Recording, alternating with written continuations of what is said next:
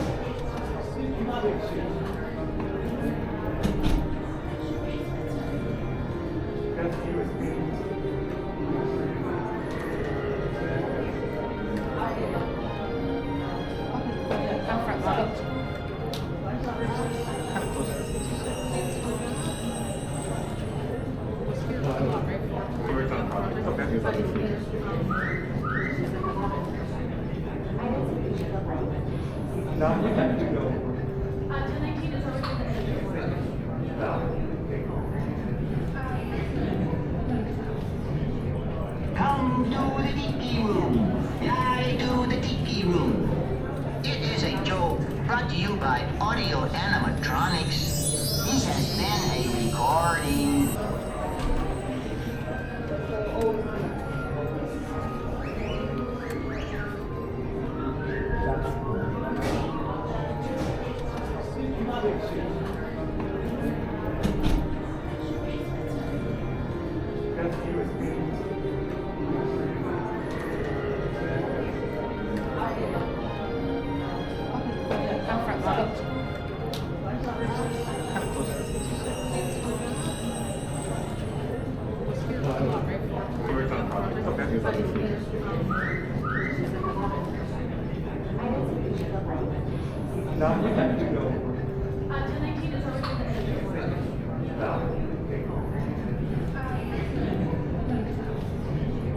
Come to the tiki room.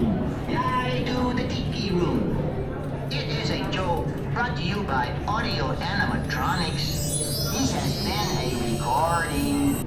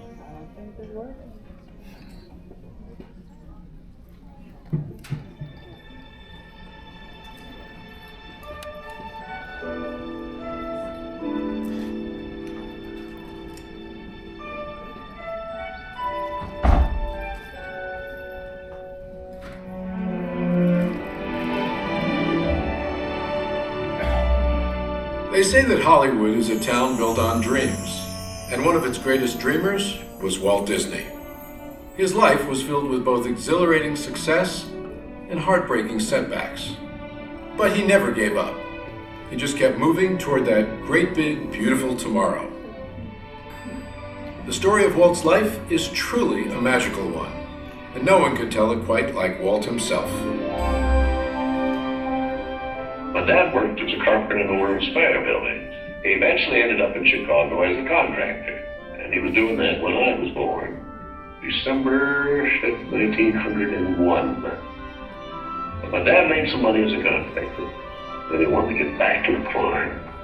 They finally ended up buying this farm in Marceline, Missouri. It was a beautiful farm, but it was not the kind of farm to make a living on. Things got pretty tough on the farm, and my dad had a sickness. So my dad sold the farm, took the money, and went to Kansas City. And my dad bought this Kansas City Star route. And they gave me a route. I was about 9 or 10 when I started that.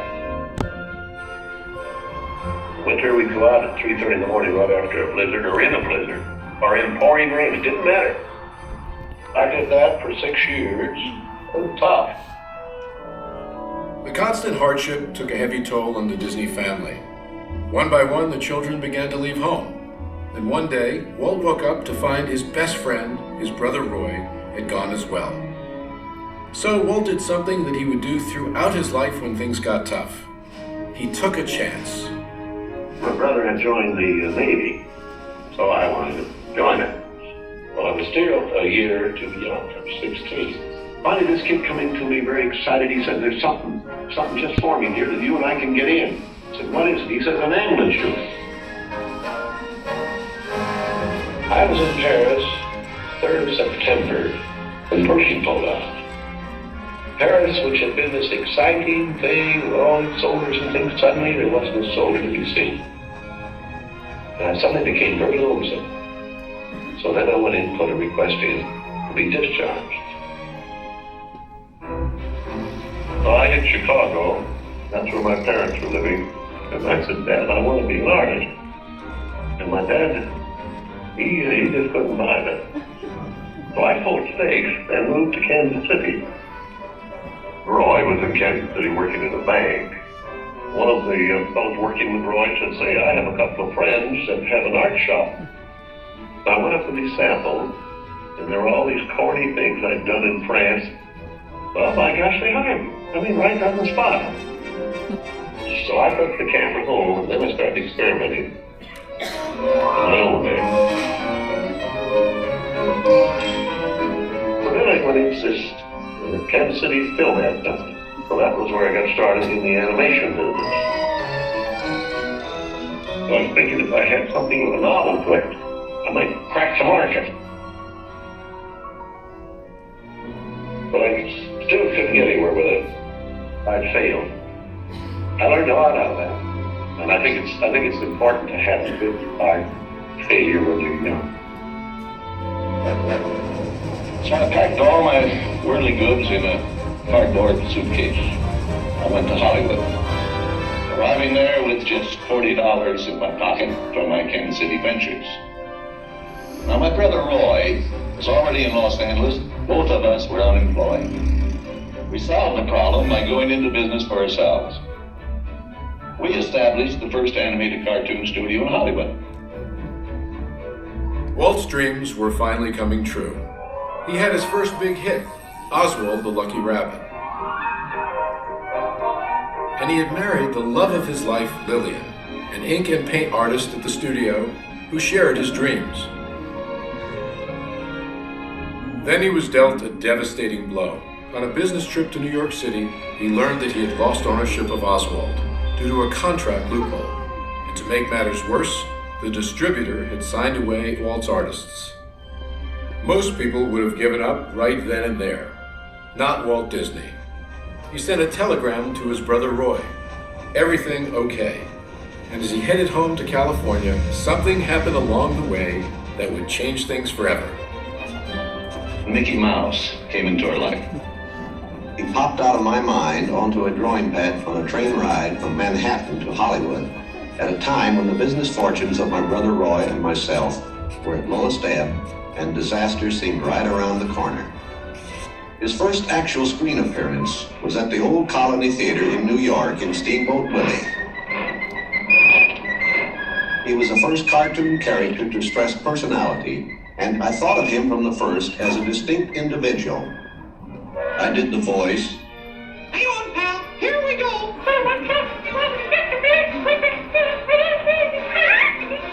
Mickey was simply a little personality assigned to the purposes of laughter.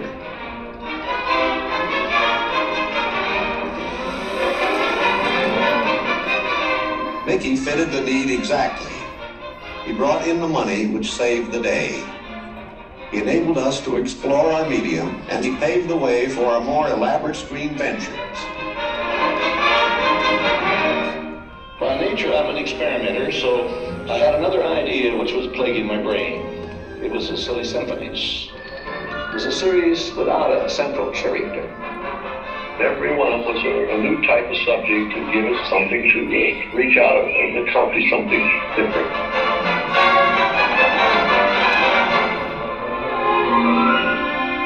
Then we started distributing both Mickey Mouse and the Silly Symphonies.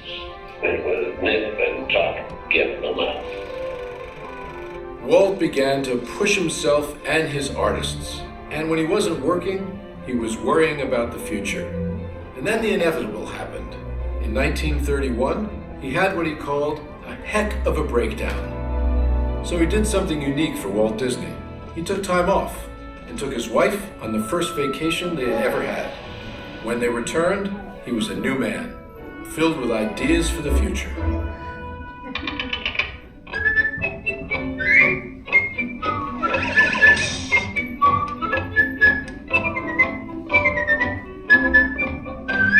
I saw the handwriting on the wall there. It was a short subject. It's just a filler on any program. Now, if I could crack the feature field, then I could do things. I had done a little story research on different fairy tales I might do, and Snow White was one of them. I thought it was a perfect story. I had the heavy. It's a magic wishing apple. Now, make a wish.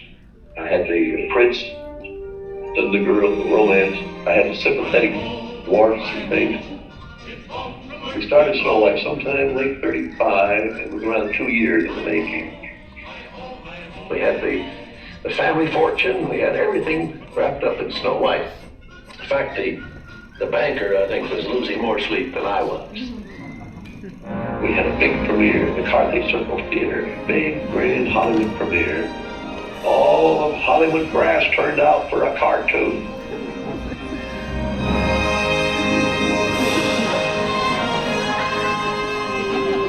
The Daddy of Snow White and the Seven Dwarfs is going to be presented this beautiful statue.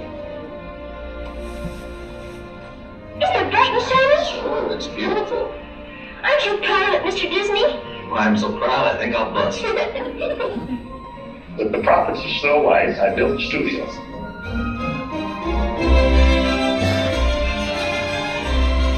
Two years later, I was almost broke. But I had all these pictures and words. Pinocchio. There are no things on me. Bambi. Fantasia.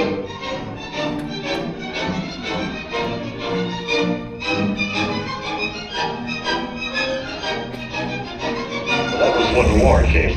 And the whole world was collapsing then.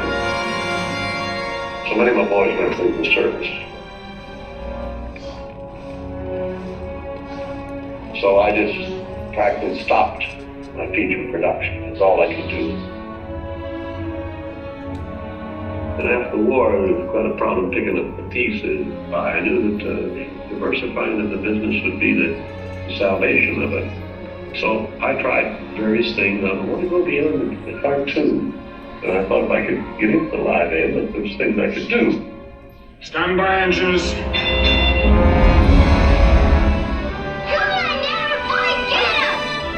Not bad, eh, Charlie? Let's open her up and see what you really do. I wanted enough different types of things that I could fall on my nose with one of these pictures, but I had another one right behind it that would hit. After a long concentration on live action and cartoon films, we decided to try something that would employ about every trick we learned in the making of films. We would combine cartoon, live action, in an enormous fantasy, Mary Poppins. As the original Mary Poppins budget of $5 million continued to grow, I never saw a sad face around the studio. Even my brother Roy was happy. This made me nervous. And a horrible thought struck me. Suppose the staff had finally conceded that I knew what I was doing. Once again, Walt Disney had created storytelling magic to reinvent family entertainment.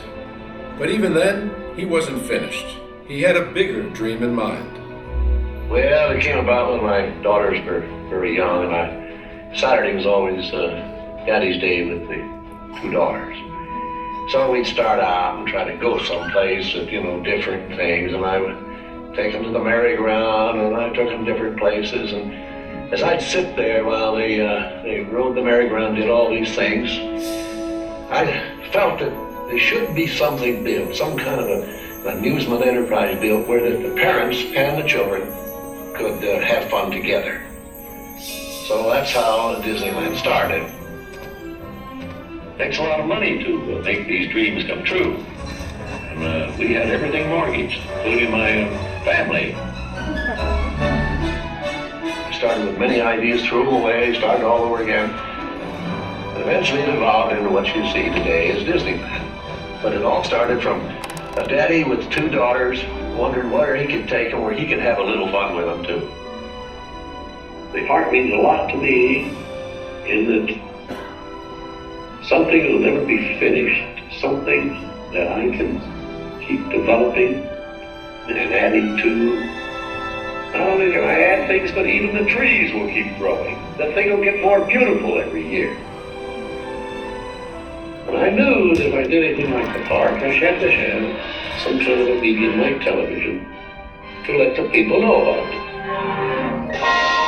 The world is a carousel of color, history, comedy, fantasy.